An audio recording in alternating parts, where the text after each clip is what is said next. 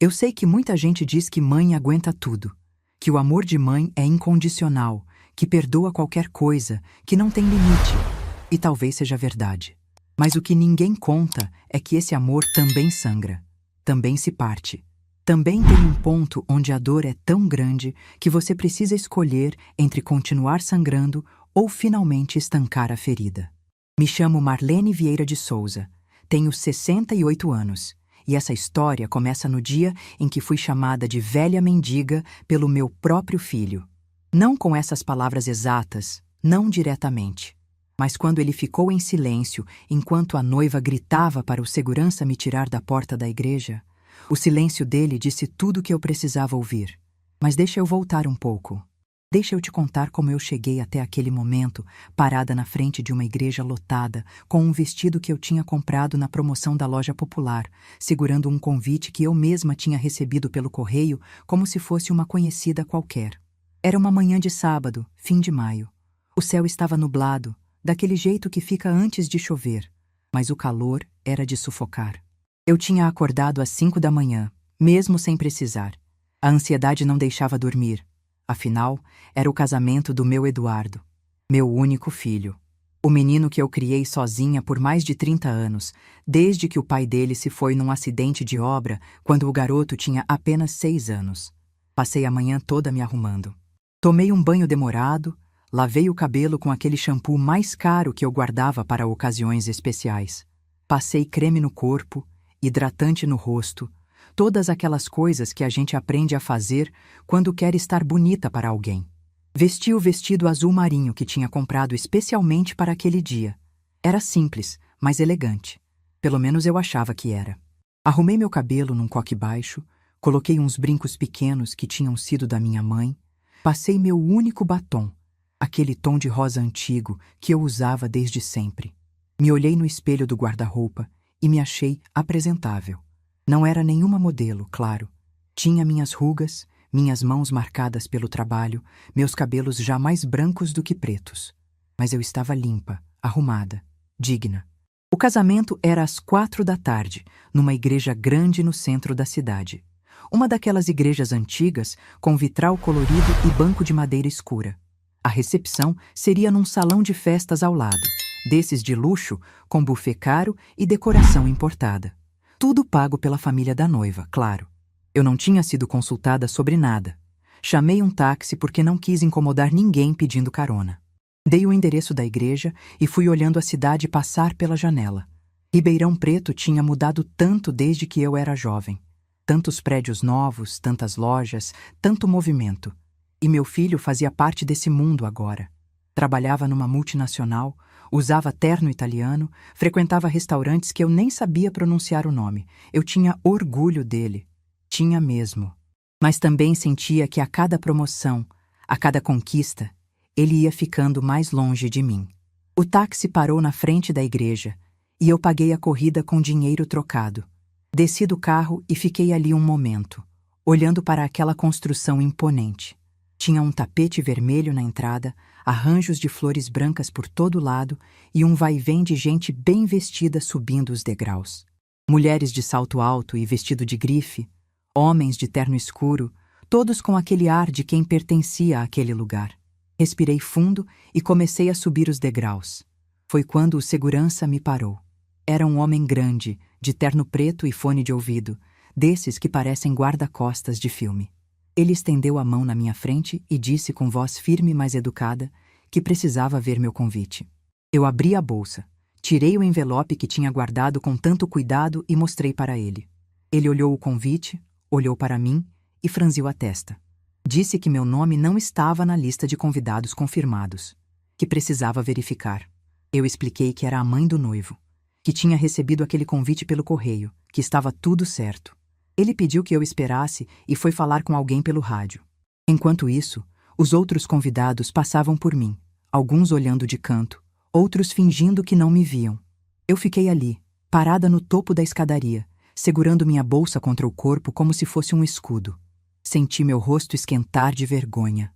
As pessoas deviam estar pensando que eu era penetra, que eu estava tentando entrar num lugar onde não fui chamada. Foram os 5 minutos mais longos da minha vida. E então ela apareceu. Fernanda surgiu na porta da igreja como uma visão. O vestido branco era daqueles de revista, cheio de renda e brilho, com uma cauda que parecia não ter fim. O véu estava preso num penteado elaborado e ela carregava um buquê de rosas brancas que devia ter custado mais do que meu aluguel do mês. Ela veio andando na minha direção com passos decididos, o rosto vermelho de raiva. Eu nem tive tempo de dizer nada. Ela parou na minha frente, olhou para mim de cima a baixo, com aquele olhar que eu conhecia bem, aquele olhar que ela sempre teve quando me via, e começou a gritar. As palavras saíram da boca dela como facadas. Eu não acredito que você teve a cara de pau de aparecer aqui. Olha para você. Olha essa roupa. Você quer estragar todas as minhas fotos? Quer que as pessoas pensem o que da família do meu marido? Eu tentei responder, tentei explicar que eu era a mãe do Eduardo, que eu tinha todo o direito de estar ali. Mas ela não me deixou falar. Virou para o segurança e gritou ainda mais alto para que todo mundo ouvisse. Segurança, tira essa velha mendiga daqui. Ela não está na lista. Não quero essa mulher no meu casamento. Velha mendiga. As palavras ecoaram na minha cabeça como um sino. Velha mendiga. Era assim que a mulher que meu filho tinha escolhido para passar a vida me via. Velha mendiga. Os convidados que estavam chegando pararam para olhar. Vi rostos conhecidos na multidão. Colegas de trabalho do Eduardo que já tinham ido na minha casa, que já tinham comido da minha comida, que já tinham me chamado de Dona Marlene com respeito. Agora me olhavam como se eu fosse uma estranha. Ninguém disse nada. Ninguém me defendeu. E então Eduardo apareceu. Ele veio correndo de dentro da igreja, o terno preto impecável, o cabelo penteado para trás com gel. Meu filho, meu menino. O bebê que eu amamentei, o garoto que eu ensinei a andar de bicicleta, o adolescente que eu ajudei a estudar para o vestibular. Ele veio correndo e por um segundo, um único segundo, meu coração se encheu de esperança. Meu filho ia me defender, ia colocar aquela mulher no lugar dela, ia dizer que eu era a mãe dele e que ninguém tinha o direito de me tratar daquela forma. Mas não foi isso que aconteceu. Eduardo chegou perto de mim, segurou meu braço com força e me puxou para o lado. Falou baixinho, quase sussurrando, com vergonha de que os outros ouvissem. Mãe, por favor, vá embora. Você está causando constrangimento. A Fernanda está nervosa, é o dia do casamento dela. A gente conversa depois. Eu te ligo amanhã, prometo. Eu explico tudo. Eu olhei para ele. Olhei bem dentro dos olhos dele procurando alguma coisa. Procurando o menino que um dia me abraçou chorando quando perdeu o pai.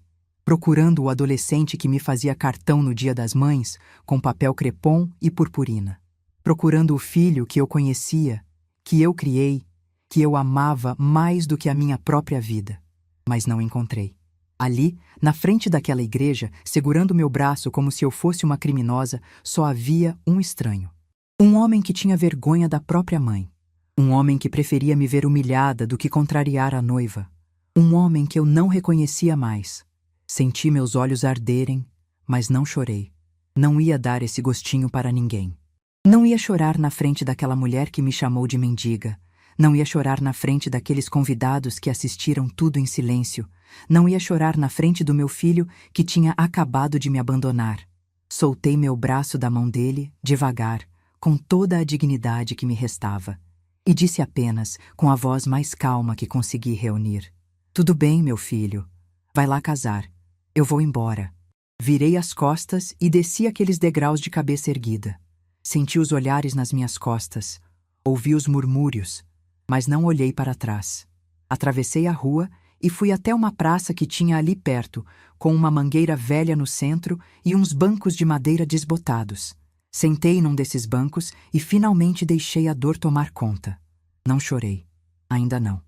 Mas senti cada parte do meu corpo doer como se eu tivesse levado uma surra.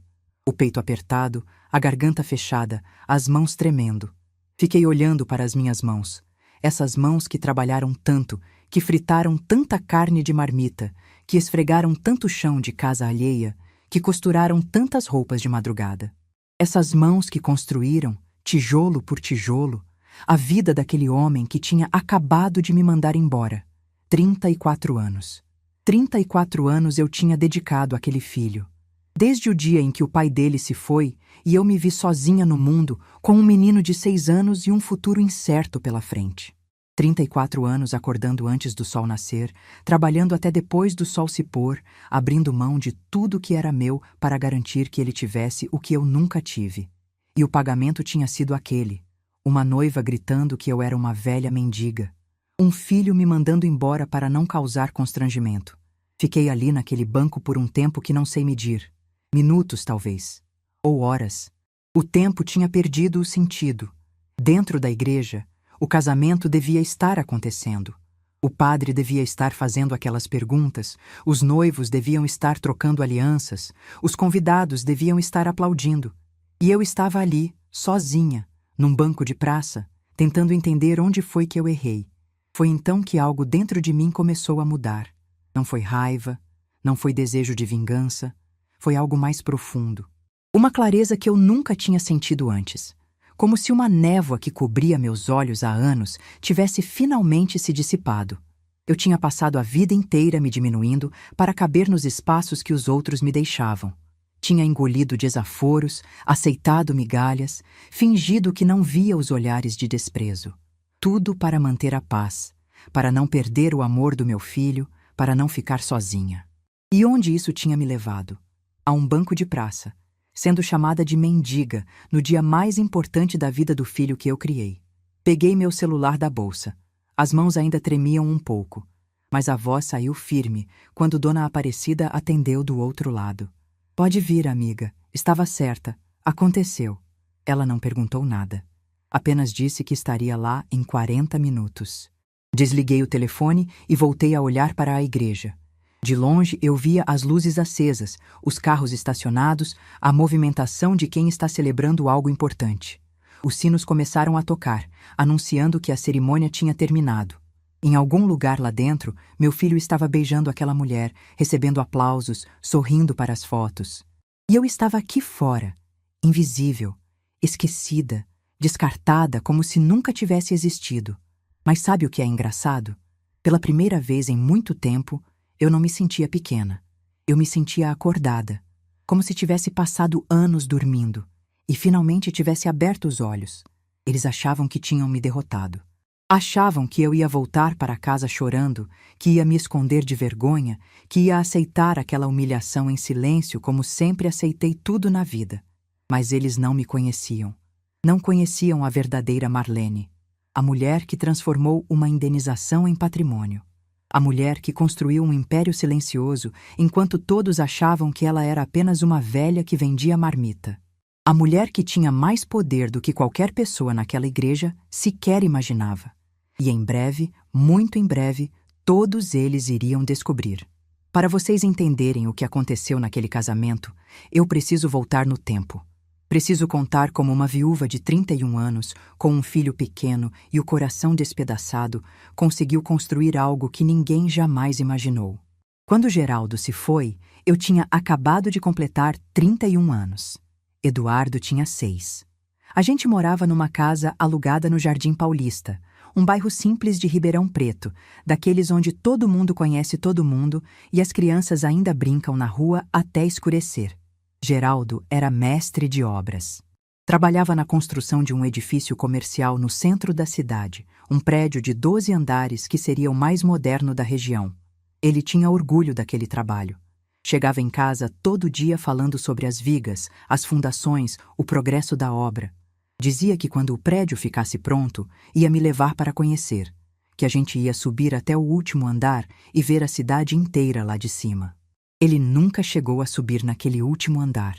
Era uma terça-feira de manhã quando o telefone tocou. Eu estava lavando louça. Eduardo estava assistindo desenho na sala. Atendi achando que era minha mãe, que costumava ligar nesse horário. Mas era uma voz de homem, séria, perguntando se eu era a esposa do Geraldo Souza. O resto daquele dia é um borrão na minha memória. Lembro de ter largado o telefone, lembro de ter gritado, lembro dos vizinhos entrando na minha casa, lembro de alguém segurando Eduardo para ele não me ver naquele estado. Lembro do hospital, do corpo coberto, da certidão que eu tive que assinar com a mão tremendo tanto que minha letra saiu irreconhecível. Acidente na obra. Uma viga que cedeu. Ele não teve chance. Os dias que se seguiram foram os mais difíceis da minha vida. Eu precisava ser forte pelo Eduardo, mas mal conseguia levantar da cama. Minha mãe veio ficar comigo por um tempo, cuidou da casa, cuidou do menino, cuidou de mim. Mas ela também tinha sua vida, seus problemas, e depois de um mês precisou voltar para a cidade dela. Foi quando a realidade me atingiu como um soco. Eu estava sozinha. Viúva aos 31 anos, com um filho de 6 para criar, sem emprego fixo, morando de aluguel. O dinheiro que Geraldo tinha deixado ia durar no máximo 3 meses. Depois disso, eu não sabia o que seria de nós. Mas então, aconteceu algo que mudou tudo. A construtora responsável pela obra reconheceu a culpa no acidente. Não houve processo, não houve briga judicial. O advogado deles apareceu na minha porta 2 semanas depois do enterro com uma proposta de acordo. Uma indenização que, na época, me pareceu uma fortuna. Dinheiro suficiente para comprar uma casa, guardar uma reserva e ainda sobrar um pouco. Eu assinei os papéis sem pensar 2 vezes. O que eu sabia de lei, de direitos, de valores de mercado? Nada. Hoje sei que aquela indenização foi muito menor do que deveria ter sido. Que a construtora se aproveitou da minha ignorância e do meu desespero para fechar um acordo rápido e barato. Mas na época, aquele dinheiro me pareceu uma bênção. Uma tábua de salvação num mar de incertezas. A primeira coisa que fiz foi ligar para minha sogra, Dona Zilda. Ela era uma mulher simples que tinha criado 5 filhos sozinha depois que o marido foi embora, e que sabia mais sobre sobrevivência do que qualquer professor de economia. Contei sobre o dinheiro, perguntei o que ela achava que eu devia fazer. A resposta dela ficou gravada na minha memória para sempre. Marlene, escuta o que eu vou te dizer.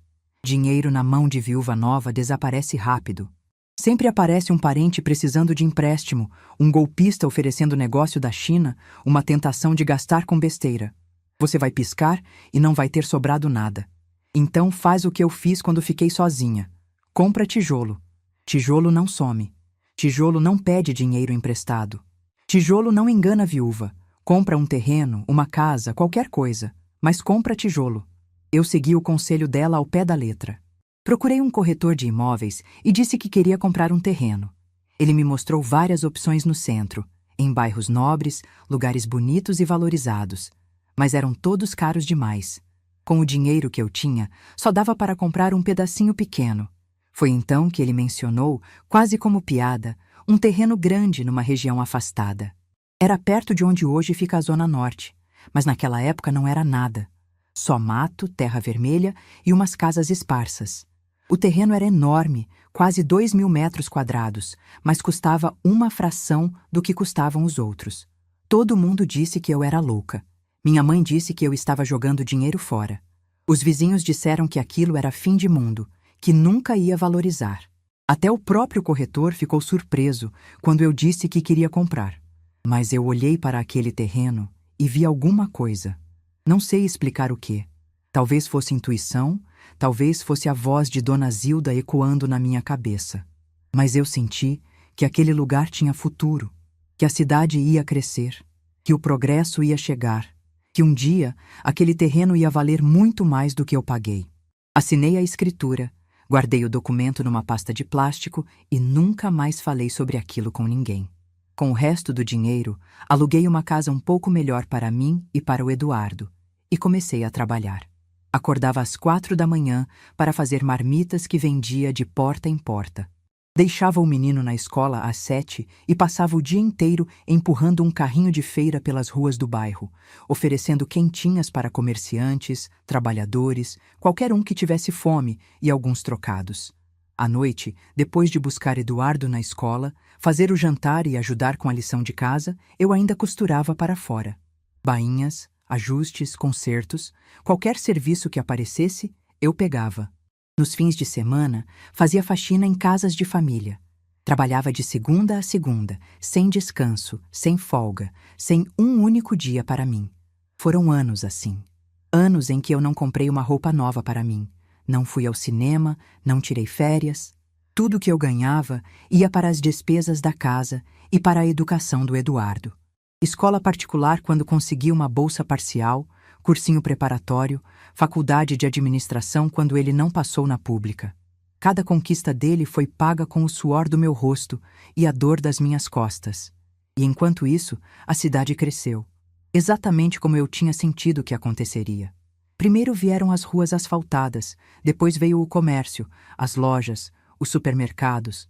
Depois vieram os prédios residenciais, os condomínios fechados, as empresas. Aquela região que era fim de mundo se transformou num dos endereços mais valorizados de Ribeirão Preto. Há 15 anos, quando Eduardo já estava formado e trabalhando, uma construtora me procurou. Queriam comprar meu terreno para construir um edifício comercial. Ofereceram um valor que me deixou sem fala. Era mais dinheiro do que eu jamais tinha sonhado ter na vida. Mas eu lembrei de Dona Zilda, lembrei do conselho dela, e em vez de vender, propus outra coisa. Eu disse para eles que entrava como sócia no empreendimento. Eles construíam o prédio, arcavam com todos os custos, e eu ficava com uma porcentagem do imóvel pronto. Eles riram da minha cara no início. Acharam que eu era uma velha boba que não entendia de negócios, mas eu insisti. Fui a advogados, pesquisei contratos, estudei meus direitos. Levou 6 meses de negociação, mas no final eles aceitaram. Não porque me respeitavam, mas porque queriam aquele terreno e eu era a única dona. O resultado foi um edifício comercial de 12 andares, num dos endereços mais nobres da cidade. Eu fiquei com 4 andares inteiros. 4 andares que alugo até hoje para empresas, escritórios, consultórios médicos, lojas. Uma renda mensal que daria para eu viver como rainha pelo resto dos meus dias. Mas eu nunca mudei meu jeito de viver. Continuei na mesma casa simples, no mesmo bairro popular.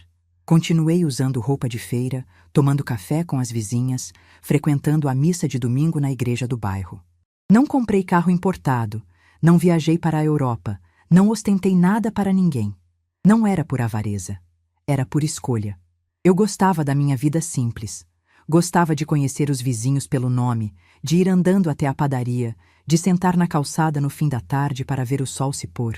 E também, confesso, eu queria ver quem me amava pelo que eu era, não pelo que eu tinha. Eduardo nunca soube da real extensão do meu patrimônio. Sabia que eu tinha uns imóveis, mas achava que eram casinhas simples que eu alugava por mixaria. Nunca perguntou detalhes, nunca se interessou pela minha vida financeira. Conforme foi subindo na carreira, foi se interessando cada vez menos por qualquer coisa relacionada a mim. E aqui está a ironia que nem ele sabia. A empresa multinacional onde Eduardo trabalhava, onde ele conheceu Fernanda, onde construiu toda a sua carreira de sucesso, funcionava em 2 andares do meu prédio. Meu filho era funcionário de uma empresa que me pagava aluguel todo mês. Mas ele nunca fez essa conexão, porque o prédio estava registrado no nome de uma holding que eu criei há anos, por orientação do meu contador. Ele trabalhava, literalmente, debaixo do meu teto. E nunca soube. Foram anos vivendo essa vida dupla. Para o mundo, eu era a Dona Marlene, a velhinha simpática que vendia marmitas e fazia faxina. Para o meu contador e o gerente do banco, eu era uma das clientes mais discretas e mais sólidas da carteira. Ninguém desconfiava, ninguém imaginava. E eu gostava assim. Acompanhei de longe a carreira do meu filho. Cada promoção, cada conquista, cada passo que ele dava na direção de um mundo que eu nunca conheci. Eu tinha orgulho dele, tinha mesmo. Mas também percebia que a cada degrau que ele subia, mais distante ficava de mim. As visitas foram ficando raras, as ligações mais curtas, os abraços mais frios. Quando Eduardo me apresentou Fernanda pela primeira vez, eu senti um frio na espinha. Não sei explicar o porquê. Ela era bonita, educada, bem vestida, filha de empresários, formada em marketing, cheia de planos grandiosos. Mas tinha algo nos olhos dela que me incomodava. Uma frieza calculista, um jeito de avaliar as pessoas como se estivesse medindo quanto valiam. Como se todo mundo fosse uma transação, um negócio, uma oportunidade. Ela veio na minha casa apenas uma vez. Olhou para as paredes simples, para os móveis antigos, para a minha roupa de dona de casa, e eu vi o julgamento passar pelo rosto dela como uma sombra. Recusou o café que ofereci, ficou menos de 20 minutos e nunca mais voltou. Depois daquele dia, Eduardo passou a me visitar cada vez menos. Quando vinha, parecia constrangido, desconfortável. como se a minha casa fosse um lembrete incômodo de onde ele tinha vindo, de quem ele realmente era por baixo dos ternos italianos e dos sapatos de couro.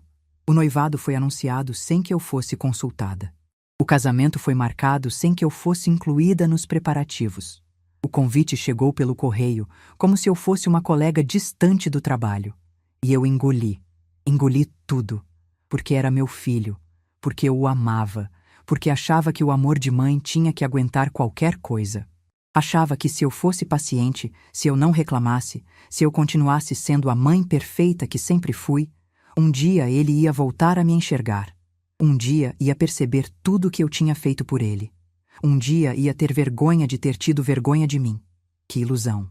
Mas sentada naquele banco de praça, depois de ser chamada de velha mendiga e expulsa do casamento do meu próprio filho, eu finalmente entendi uma coisa que deveria ter entendido há muito tempo.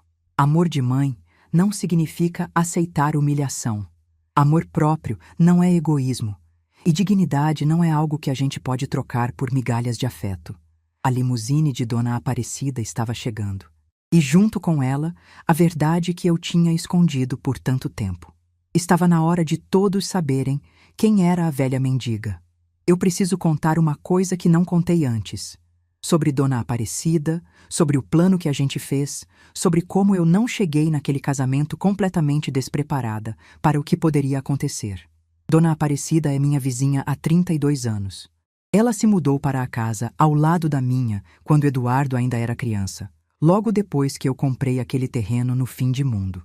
Naquela época, éramos as duas únicas mulheres sozinhas naquela rua de terra batida. Ela tinha acabado de se separar de um marido que bebia demais, eu tinha acabado de perder o meu para um acidente. A gente se reconheceu na dor uma da outra. Com o tempo, Aparecida se tornou mais do que vizinha. Se tornou amiga, confidente, a irmã que eu nunca tive. Foi ela quem cuidou do Eduardo quando eu precisava trabalhar até tarde. Foi ela quem me emprestou dinheiro no mês em que as marmitas não venderam. Foi ela quem segurou minha mão no dia em que eu assinei o contrato com a construtora, tremendo de medo de estar fazendo besteira. E foi ela também, a única pessoa no mundo que sabia de tudo. Do terreno, do prédio, da holding, dos 4 andares. Aparecida nunca contou para ninguém. Guardou meu segredo como se fosse dela. Uma semana antes do casamento, eu apareci na casa dela com o convite na mão e o coração apertado. Mostrei para ela o envelope que tinha chegado pelo correio. Mostrei a mesa onde eu tinha sido colocada, lá no fundo do salão, junto com gente que nem conhecia meu filho direito. Contei sobre o jantar de noivado, para o qual não fui convidada, sobre as reuniões de preparação das quais fui excluída, sobre os olhares de desprezo que Fernanda me lançava cada vez que nos cruzávamos. Aparecida ouviu tudo em silêncio, com aquela expressão séria que ela faz quando está pensando. Quando terminei de falar, ela foi até o quarto e voltou com uma mala vazia.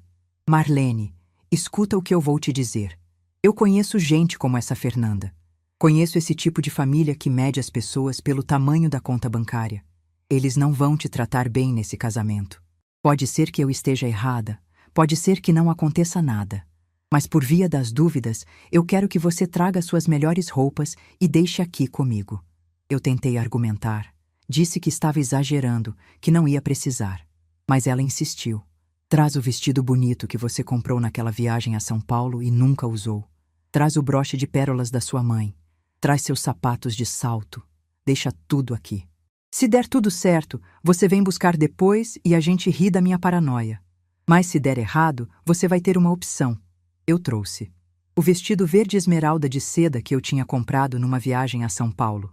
O broche de pérolas que tinha sido da minha mãe, a única joia de verdade que ela me deixou.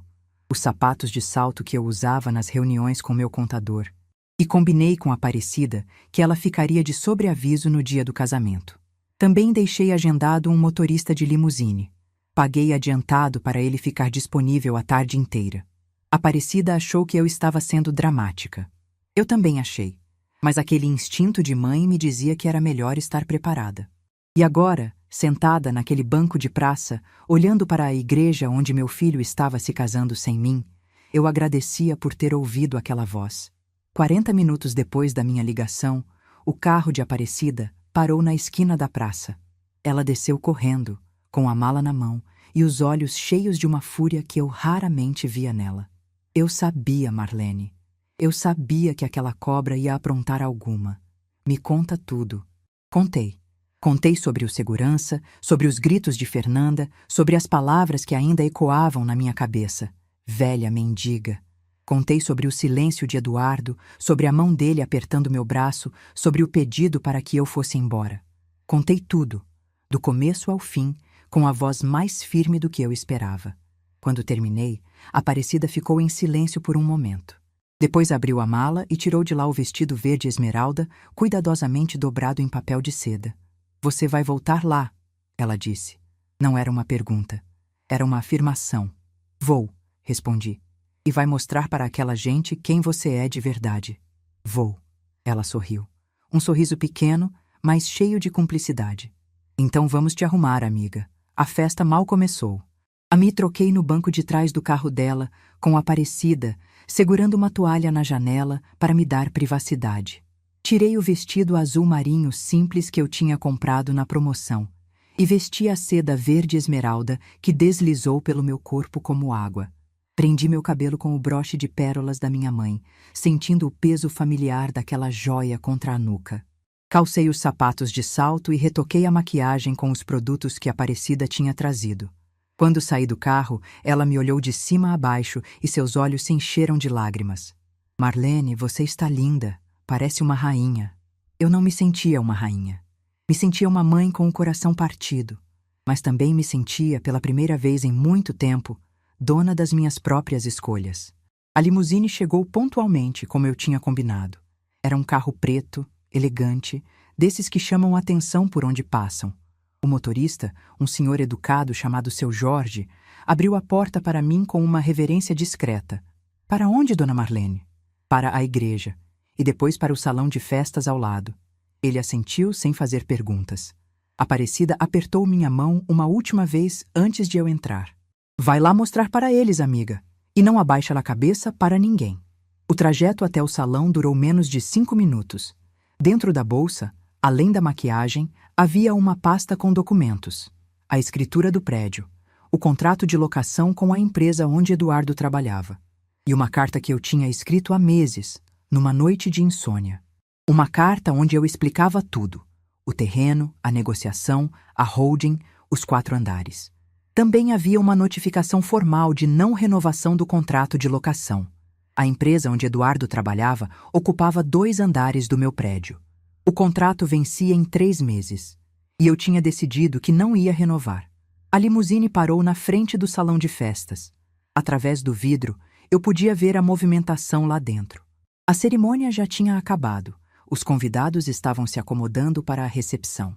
Garçons circulavam com bandejas de champanhe, um quarteto de cordas tocava música suave, e no centro de tudo, Fernanda e Eduardo posavam para fotos com aquele sorriso ensaiado que casais usam em casamentos.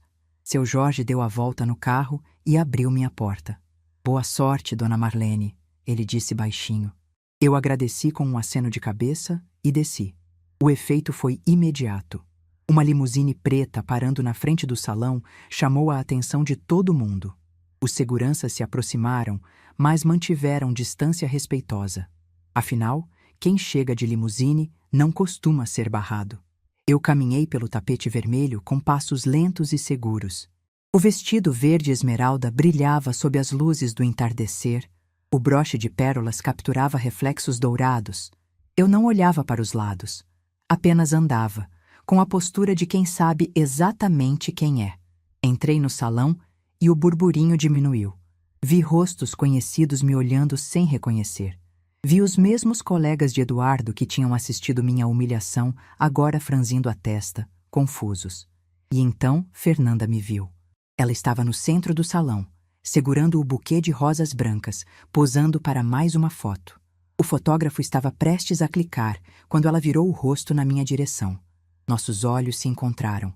Eu vi o exato momento em que ela me reconheceu. Primeiro foi a confusão, depois o choque. A cor sumiu do rosto dela. A boca se abriu, mas nenhum som saiu. E então, Num gesto que eu vou lembrar pelo resto da minha vida, as mãos dela simplesmente se abriram. O buquê caiu no chão. As rosas brancas se espalharam pelo mármore. O fotógrafo abaixou a câmera. Um silêncio estranho começou a se espalhar pelo salão. Eduardo, que estava de costas conversando com alguém, virou para ver o que tinha acontecido. Viu o buquê no chão. Viu Fernanda paralisada. Seguiu o olhar dela até encontrar o meu e engasgou com o champanhe que estava bebendo. Eu continuei andando. Um passo de cada vez, firme, constante. O salão inteiro tinha parado para olhar agora. 300 pessoas, prendendo a respiração, tentando entender o que estava acontecendo. Quem era aquela mulher? Por que a noiva tinha largado o buquê? Por que o noivo estava tossindo como se tivesse visto um fantasma? Parei a 3 passos de Fernanda. Ela ainda não tinha se movido. Ainda não tinha conseguido formar uma frase. Os olhos dela iam do meu rosto para o meu vestido, do vestido para o broche, do broche para os sapatos, como se estivesse tentando fazer as peças de um quebra-cabeça se encaixarem. Foi ela quem quebrou o silêncio primeiro. A voz saiu esganiçada, quase irreconhecível. Dona Marlene? Como a senhora... Eu não respondi à pergunta. Em vez disso, tirei da bolsa o envelope que tinha preparado e estendi na direção de Eduardo. Filho, eu disse com a voz clara e firme, alta o suficiente para que as pessoas ao redor ouvissem. Eu vim aqui para te dar meu presente de casamento. Não é o presente que você esperava, mas é o presente que você merece. Eduardo pegou o envelope com as mãos tremendo. Abriu. Tirou os documentos e a carta. Começou a ler. Eu observei o rosto dele enquanto as palavras faziam sentido. Vi a confusão dar lugar ao choque. Vi o choque dar lugar a algo que eu nunca tinha visto nos olhos do meu filho antes. Medo. Fernanda arrancou os papéis da mão dele. Começou a ler, os olhos correndo pelas linhas. Quando chegou na parte sobre a holding, sobre os 4 andares, sobre o fato de que a empresa onde Eduardo trabalhava funcionava num imóvel meu, ela empalideceu. E quando chegou na notificação de não renovação, começou a gritar. Isso não pode ser verdade. Eduardo, isso é mentira. Você não pode deixar ela fazer isso. O pai dela, um homem corpulento de cabelos grisalhos, se aproximou. Tomou os documentos e começou a examinar com olhos de quem entende de negócios. Eu fiquei em silêncio, esperando, deixando que a verdade falasse por si mesma. Quando o pai de Fernanda terminou de ler, ele me olhou com uma expressão que misturava surpresa e algo parecido com respeito relutante. A senhora é a proprietária do edifício Monteiro? Ele perguntou. De 4 andares dele, respondi. Os 2 mais altos que têm a melhor vista da cidade. E mais 2 no meio, onde funciona a empresa que emprega meu filho. O silêncio que se seguiu foi absoluto. 300 pessoas sem respirar. Fernanda me olhou com os olhos cheios de lágrimas de raiva. A senhora não pode fazer isso. Aquele é o emprego do Eduardo. A empresa vai ter que se mudar, vai perder clientes, ele pode até perder o cargo. A senhora não pode destruir a vida do seu próprio filho. Eu dei um passo na direção dela. Um único passo, mas que fez ela recuar instintivamente. Destruir a vida dele? Repeti. Minha filha, eu construí a vida dele, tijolo por tijolo, marmita por marmita. Enquanto você estava em colégio suíço, aprendendo a olhar para as pessoas de cima, eu acordava às 4 da manhã para garantir que meu filho tivesse o que comer. Virei para Eduardo. Você me chamou de constrangimento. Sua noiva me chamou de velha mendiga. E vocês acharam que podiam me humilhar e eu ia simplesmente voltar chorando. Dei mais um passo na direção dele. Mas sabe o que vocês esqueceram? Esqueceram de onde você veio. Esqueceram quem te carregou quando você não sabia andar. Minha voz não tremeu. Meus olhos não lacrimejaram. Eu sou sua mãe, Eduardo, e mendiga é quem vive de aparências, não quem constrói impérios em silêncio. Virei as costas e comecei a caminhar em direção à saída. Atrás de mim, ouvi Fernanda começar a gritar algo. Ouvi Eduardo chamar meu nome, ouvi o burburinho dos convidados explodindo em comentários. Mas não parei, não olhei para trás. Seu Jorge já estava com a porta da limusine aberta quando saí do salão. Para casa, dona Marlene? Entrei no carro e sentei. Respirei fundo pela primeira vez desde que tinha descido ali. Para casa, seu Jorge. Meu trabalho aqui está feito. Enquanto a limusine se afastava, eu vi pelo retrovisor Fernanda ajoelhada no chão do salão, tentando juntar as pétalas do buquê destruído. Eduardo estava parado ao lado dela, mas não a ajudava. Ele olhava na direção do carro com uma expressão que eu não conseguia decifrar. E pela primeira vez naquele dia, eu sorri. Os dias que se seguiram ao casamento foram os mais silenciosos da minha vida. Não um silêncio ruim, daqueles que sufocam. Um silêncio de reconstrução, de respirar fundo, de deixar a poeira baixar antes de ver o que sobrou. Fiquei em casa, na minha casa simples de sempre, tomando café com Aparecida na varanda, assistindo novela à noite, fazendo as coisas que sempre fiz. Não liguei para ninguém, não procurei saber de nada. Se alguém quisesse me encontrar, sabia onde eu morava. Foi Aparecida quem me trouxe as primeiras notícias. Ela tinha uma sobrinha que trabalhava num salão de beleza frequentado pelas madames da cidade, e naquele tipo de lugar as fofocas corriam mais rápido que água de chuva em bueiro.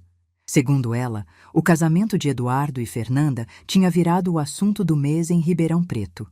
Todo mundo comentava sobre a cena no salão, sobre a sogra que chegou de limusine, sobre o buquê que caiu no chão, sobre os documentos que provavam que a velha mendiga era dona de um patrimônio maior do que a família da noiva. Eu deixava as pessoas falarem. Apenas continuava a minha vida, esperando o próximo capítulo se desenrolar. Não demorou muito.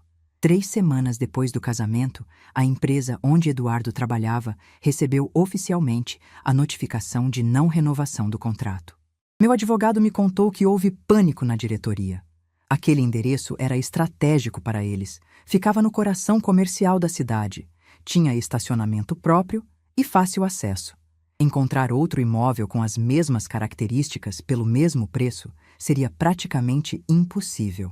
Tentaram negociar. O diretor financeiro ligou para meu advogado, oferecendo aumentar o valor do aluguel em 30%. Depois em 50%, depois em 70%. Mas eu tinha dado instruções claras. Não havia negociação. O contrato não seria renovado e ponto final. Quando entenderam que eu não ia voltar atrás, começaram a procurar alternativas. Mas o mercado imobiliário de Ribeirão Preto não tinha nada que se comparasse. Os imóveis disponíveis ou eram menores demais, ou ficavam em regiões menos privilegiadas, ou custavam o dobro do que eles pagavam para mim. A empresa começou a perder clientes. Alguns dos contratos mais importantes dependiam justamente da localização central e do prestígio do endereço. Quando os parceiros comerciais souberam da mudança iminente, começaram a repensar suas associações. Eduardo, que ocupava um cargo de gerência, viu seu mundo desmoronar. Primeiro perdeu a sala individual que tinha conquistado depois de anos de trabalho. Depois, perdeu a equipe que coordenava, redistribuída para outros setores. Por fim, foi chamado para uma conversa com o diretor de recursos humanos. Não foi demitido. Seria humilhação demais para um funcionário que estava há anos na empresa. Mas foi rebaixado para uma função administrativa, com salário reduzido pela metade e sem nenhuma perspectiva de crescimento. A justificativa oficial foi reestruturação. A verdade, todo mundo sabia. Fernanda não lidou bem com a situação. Nada bem. Ela tinha casado com a expectativa de uma vida de luxo e estabilidade. O apartamento que eles compraram juntos, financiado em 30 anos, tinha prestações que dependiam do salário anterior de Eduardo. O carro importado que ela dirigia tinha parcelas que não cabiam mais no orçamento. O padrão de vida que ela exibia nas redes sociais virou uma fantasia impossível de manter. As brigas começaram. Aparecida me contava, sempre com aquele ar de quem não aprova a fofoca, mas não resiste a compartilhar, que os vizinhos do prédio de Eduardo ouviam discussões quase toda noite. Gritos, choro, portas batendo.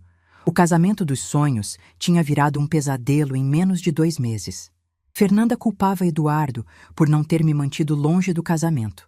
Eduardo culpava Fernanda por ter me chamado de mendiga na frente de todo mundo. Os dois culpavam a mim por ter destruído a vida deles. Mas nenhum dos dois, em nenhum momento, parou para pensar que talvez a culpa fosse de quem tratou uma mãe como lixo. 4 meses depois do casamento, Eduardo apareceu na minha porta.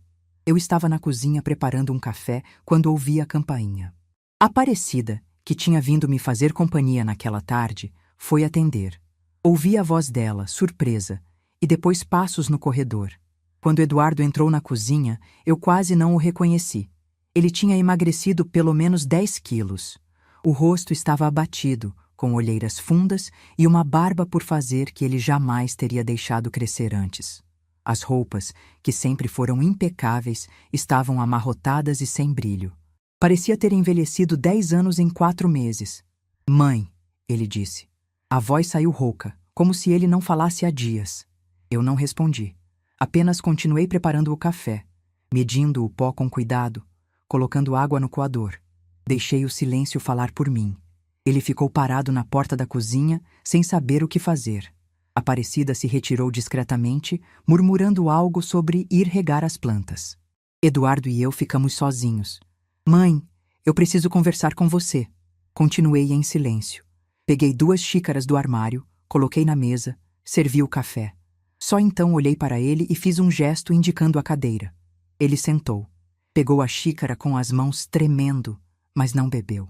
Ficou olhando para o líquido escuro como se procurasse as palavras ali dentro.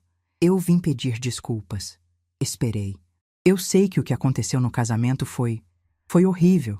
Eu sei que eu devia ter te defendido. Eu sei que eu fui covarde, que eu fui fraco, que eu deixei a Fernanda te tratar daquele jeito sem fazer nada.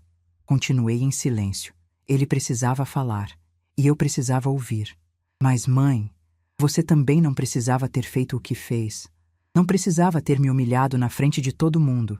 Não precisava ter destruído meu emprego, meu casamento, minha vida inteira. Ah, então era isso. Coloquei minha xícara na mesa com cuidado e olhei diretamente nos olhos dele. Os mesmos olhos que eu conhecia desde que ele era um bebê.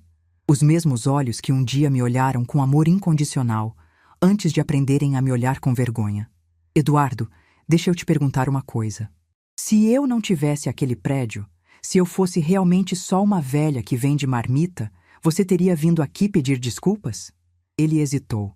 Foi só um segundo, mas foi o suficiente. Claro que sim, mãe. Você é minha mãe. Então por que você não veio antes? Por que esperou 4 meses? Por que só apareceu agora, depois de perder o emprego e estar brigando com a Fernanda todo dia? O rosto dele ficou vermelho. Ele abriu a boca para responder, mas eu levantei a mão. Eu vou te dizer por quê. Porque você não veio pedir desculpas.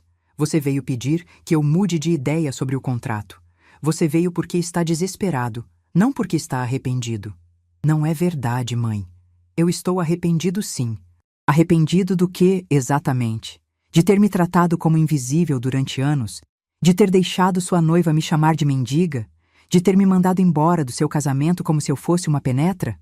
Ele não respondeu. Ou arrependido de ter descoberto que a mãe que você desprezava era mais do que você imaginava?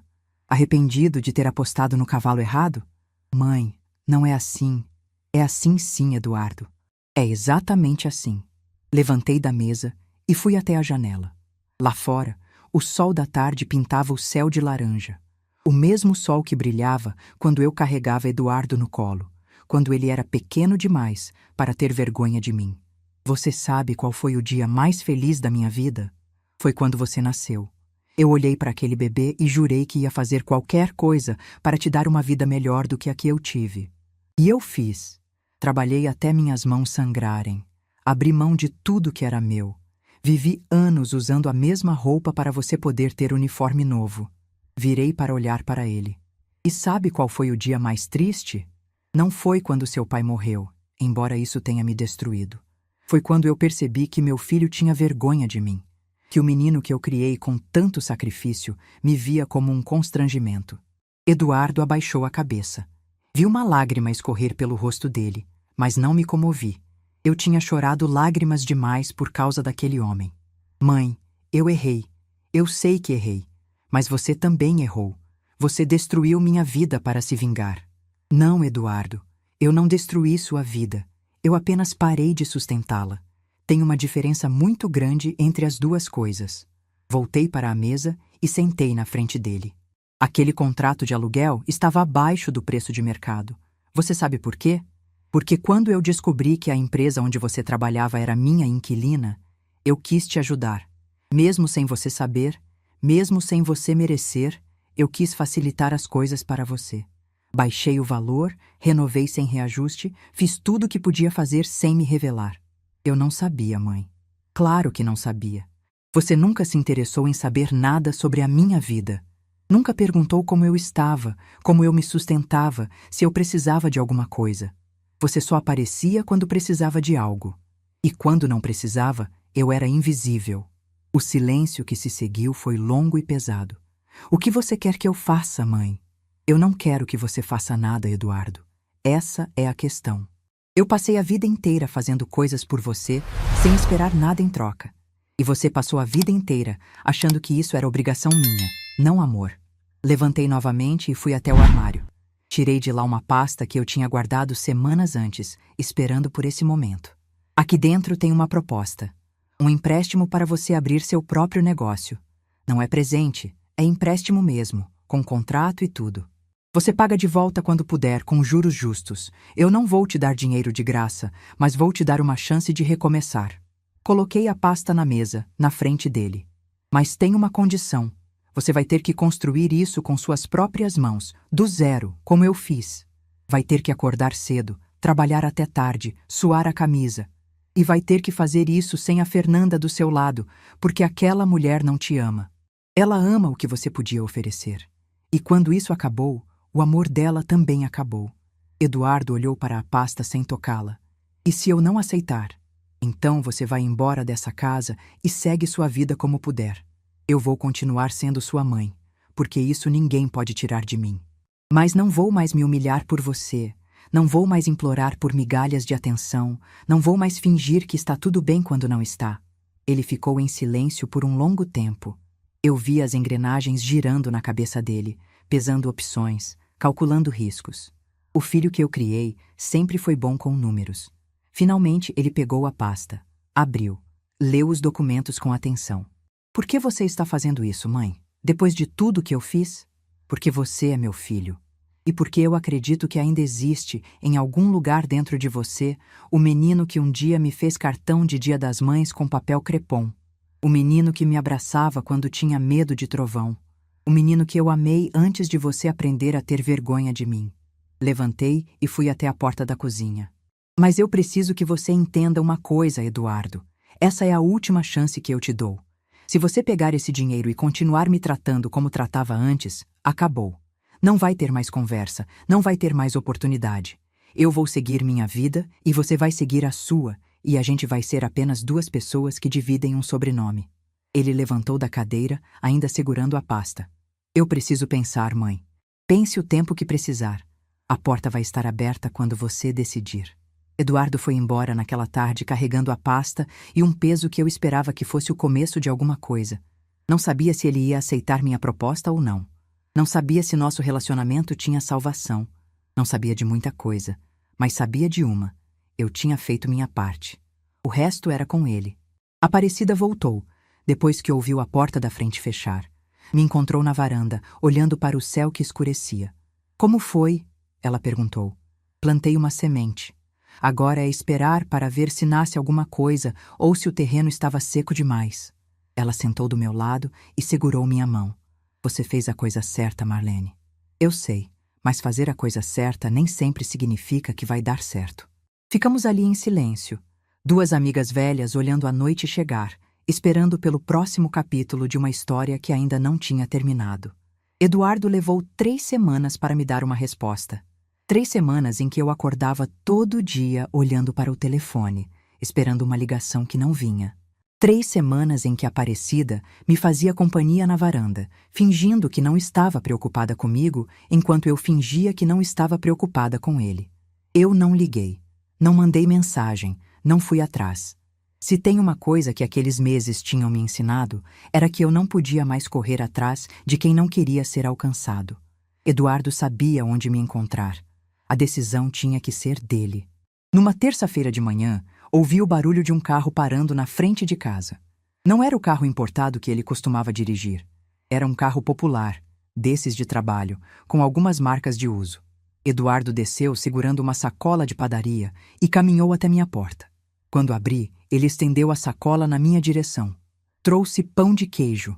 Lembrei que você gosta do da padaria São José. Eu olhei para ele, depois para a sacola, depois para ele de novo. O rosto ainda estava abatido, mas tinha algo diferente nos olhos, algo que eu não via há muito tempo. Parecia humildade. Entra, eu disse. Vou fazer café. Sentamos na cozinha, no mesmo lugar onde tínhamos conversado semanas antes. Mas dessa vez, o silêncio não era pesado.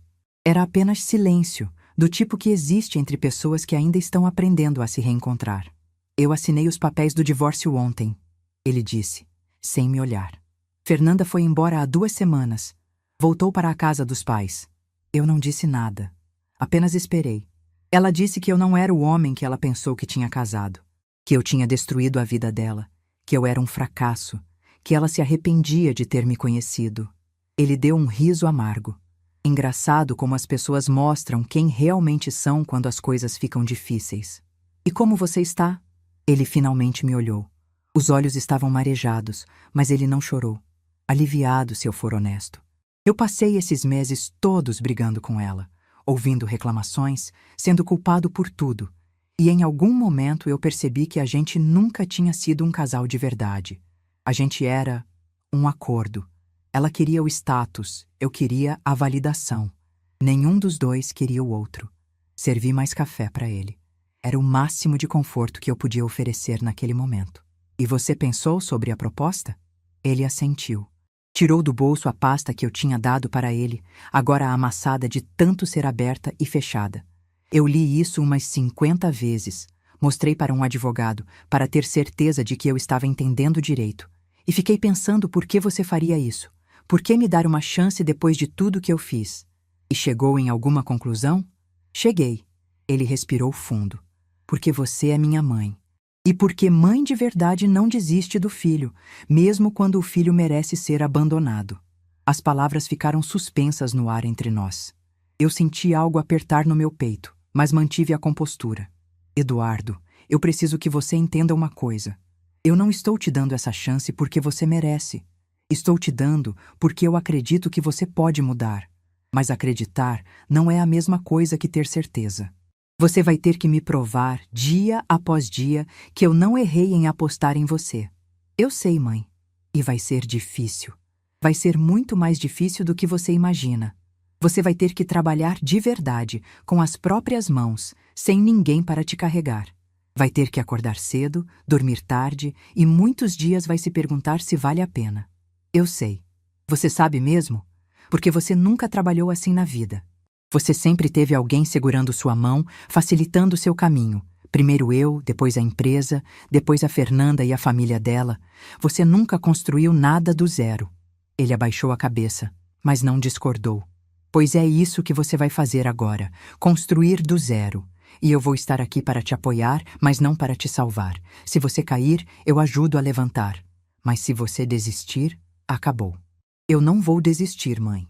Veremos. Eduardo aceitou a proposta naquele dia. Assinamos o contrato de empréstimo na mesa da minha cozinha, com Aparecida como testemunha. Não era uma quantia enorme, mas era o suficiente para ele começar algo pequeno. Ele escolheu abrir uma lanchonete. Não num bairro nobre, não num shopping center. No mesmo bairro onde eu o criei, onde ele andava de bicicleta quando era menino, onde os vizinhos ainda lembravam do garoto magricela que ajudava a mãe a carregar as quentinhas. A lanchonete ficava numa esquina movimentada, perto de um ponto de ônibus. Era um espaço pequeno, com balcão de inox, algumas mesas de plástico e uma cozinha apertada nos fundos. Nada de luxo, nada de ostentação. Apenas um lugar honesto para servir comida honesta. Eu fui na inauguração. Cheguei cedo antes de abrir. E encontrei Eduardo de avental, fritando os primeiros salgados do dia. Ele estava suado, com farinha no cabelo e um sorriso nervoso no rosto. O que você acha, mãe? Olhei ao redor. As paredes ainda precisavam de uma pintura melhor. As cadeiras eram de segunda mão. E o letreiro da fachada tinha sido feito à mão por ele mesmo. Mas estava limpo. Estava organizado. E tinha um cheiro bom de café fresco e massa folhada. Acho que seu pai ia ter orgulho, eu disse. Vi os olhos dele se encherem de lágrimas, mas ele se controlou. Apenas assentiu e voltou para a fritadeira. Aquele foi o começo de uma jornada longa. Nos primeiros meses, a lanchonete quase não dava lucro. Eduardo trabalhava 12, 14 horas por dia, fazendo de tudo. Cozinhava, atendia, limpava, fechava o caixa. Muitas noites ele chegava em casa exausto demais até para comer. Mas ele não desistiu. E aos poucos, as coisas começaram a melhorar. Os vizinhos do bairro, que ainda lembravam da dona Marlene e suas marmitas, começaram a aparecer. Primeiro por curiosidade, depois por hábito. O café de Eduardo era bom, os salgados eram fartos e ele tratava todo mundo pelo nome, como gente, não como cliente. 1 ano depois da inauguração, a lanchonete já tinha fila no horário de almoço. Eduardo contratou 2 funcionários e começou a pagar as parcelas do empréstimo antes do prazo. Não era rico, não ia ficar milionário vendendo coxinha, mas era dono do próprio nariz, do próprio suor, da própria história. E toda semana, sem falta, ele aparecia na minha casa para tomar café. No começo, as visitas eram estranhas. A gente não sabia direito como conversar, o que dizer, como preencher os silêncios. Anos de distância tinham criado um abismo entre nós, e pontes não se constroem da noite para o dia. Mas a gente foi tentando. Ele me contava sobre a lanchonete, sobre os clientes, sobre os desafios de ser dono de um negócio. Eu contava sobre minhas coisas, sobre as amigas do grupo de terceira idade, sobre as novelas que eu estava assistindo. Conversas pequenas, sem profundidade, mas que aos poucos foram criando um novo terreno entre nós. Teve um dia, uns 8 meses depois que ele abriu a lanchonete, que ele chegou na minha casa com uma expressão diferente. Sentou na cozinha, aceitou o café, mas ficou em silêncio por um longo tempo. Mãe, posso te perguntar uma coisa? Pode. Por que você nunca me contou sobre o prédio? Sobre o dinheiro? Por que escondeu isso de mim a vida toda? Eu suspirei. Sabia que essa pergunta viria em algum momento. Porque eu queria saber se você me amava pelo que eu era, não pelo que eu tinha. E durante muito tempo, eu tive medo da resposta. E agora? Agora você sabe? Olhei para ele. Para aquele homem de 40 e poucos anos, com as mãos calejadas de trabalho, com olheiras de quem acorda às 5 da manhã, com a humildade de quem finalmente aprendeu o valor das coisas. Agora eu sei que você está aprendendo a me amar pelo que eu sou. E isso, meu filho, vale mais do que qualquer prédio. Ele não disse nada. Apenas se levantou, deu a volta na mesa e me abraçou. Um abraço de verdade, apertado, do tipo que ele não me dava desde que era criança. Ficamos assim por um tempo, mãe e filho, finalmente se reconhecendo depois de anos perdidos. Hoje, 3 anos depois daquele casamento, eu posso dizer que minha vida é diferente. Não melhor, nem pior. Apenas diferente. Eduardo e eu temos uma relação que nunca tivemos antes. Ele vem me visitar toda semana, às vezes traz comida da lanchonete, às vezes só vem para conversar. A gente discorda de muita coisa, briga de vez em quando, mas sempre faz as pazes, como família de verdade faz. Ele conheceu uma moça há alguns meses. Uma professora da escola do bairro, simples, de família humilde, que conheceu ele como cliente da lanchonete. Não sei se vai dar em alguma coisa, mas pela primeira vez eu vejo meu filho interessado em alguém pelo que a pessoa é, não pelo que representa. Fernanda, soube por terceiros, casou de novo, com um empresário de São Paulo, mais velho, mais rico. Fez uma cerimônia ainda maior que a primeira, postou fotos em todas as redes sociais. Não me afeta mais. Aquela mulher faz parte de um capítulo da minha vida que eu já encerrei. Quanto a mim, continuo na minha casa simples, com minhas roupas de feira, com meu café na varanda com Aparecida, o prédio continua gerando renda, os inquilinos continuam pagando aluguel e eu continuo vivendo do jeito que sempre vivi, porque descobri que felicidade não tem a ver com quanto dinheiro você tem no banco. Tem a ver com quem você é quando ninguém está olhando. Às vezes, quando estou sozinha à noite, eu penso naquele dia na porta da igreja. Penso na humilhação, na dor, no silêncio do meu filho. E sinto uma coisa estranha, gratidão. Porque foi aquele dia que me acordou. Foi aquela dor que me fez perceber que eu tinha passado a vida inteira me diminuindo para caber nos espaços que os outros me deixavam. E foi aquela humilhação que me deu forças para finalmente dizer: basta. Eu aprendi que amor de mãe é infinito, mas respeito próprio também precisa ser. Que a gente pode perdoar sem esquecer, pode amar sem se anular, pode dar chance sem se humilhar. Que o verdadeiro valor de uma pessoa não está nas roupas que ela veste, no carro que ela dirige ou no endereço onde ela mora. Está na forma como ela trata quem aparentemente não pode oferecer nada em troca. Fernanda me chamou de velha mendiga naquele dia. E, de certa forma, ela estava certa. Eu era mesmo uma mendiga. Mendiga de afeto, mendiga de respeito, mendiga de reconhecimento. Passava a vida implorando por migalhas de amor de quem não sabia amar.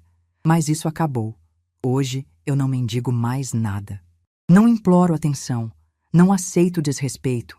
Não troco minha dignidade por migalhas. Eu sei quem eu sou. Sei o que eu construí. Sei o que eu valho.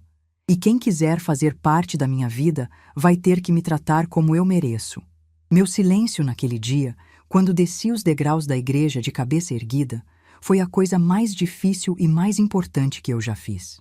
Porque foi o silêncio de uma mulher que finalmente entendeu que se respeitar não é egoísmo, é sobrevivência.